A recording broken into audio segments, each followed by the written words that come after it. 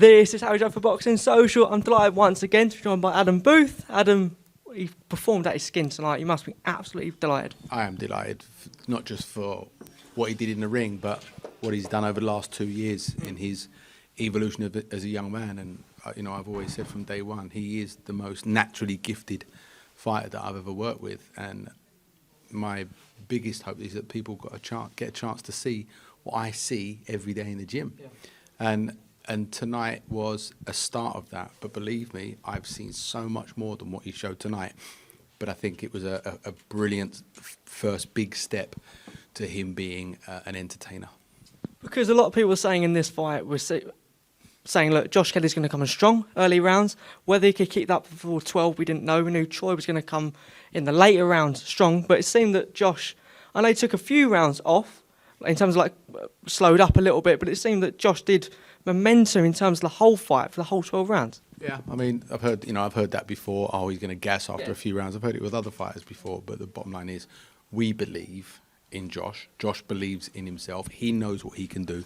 He does 12, 14 round sparring with 2 or 3 different sparring partners for fun in the gym. We know that he can do rounds as well as anyone. It was Josh Kelly that beat Josh Kelly in the past, and I don't see that happening anytime soon. Look, it's very emotional, and Zaz should be really, really proud of his performance. Look, in terms of the titles, champions that you train with, it seems that this one is really, really special, Adam. Yeah, Josh and I are very close, and our friendship, regardless of the age gap, our friendship is only slightly based on boxing. We're golf partners every day if we could, and we're so close, and we're in it together. We're in it together, regardless of how light or how dark the days are, and that's what makes it so satisfying. There were a few discrepancies in terms of you and the referee. Just tell me about what you thought of the referee tonight. It seemed there was a lot of holding between Troy and Josh. Well, in fairness to Mark Lyson, he did say beforehand that he wasn't going to panic and break things. Okay. That if he felt that they could keep doing something, then they could. I thought Troy got away with probably a little bit too much on the back of the head, low, and with the forearm. But the takeaway from that is that because Mark allowed him to do that, Josh now knows that if someone tries to rough him up, he can just rough him up back and then get back to his flow again. And that's I should, although I was really bitching and moaning at Mark Lyson during the fight because I did think he should have taken the point off. Now I've got to thank him for helping galvanise Josh that little bit better. He was smiling in there, talking to Troy. A lot of spite in Josh's work. It seems that he's got his character back. He's being himself. That's it. He's being himself. He's being true to himself, and all he wants is for people to see what he can do and what we know, and for years we've seen in the gym. And like I said, it really is only the start of how good he can be. Only the start. Again, certainly not taking any away from this performance.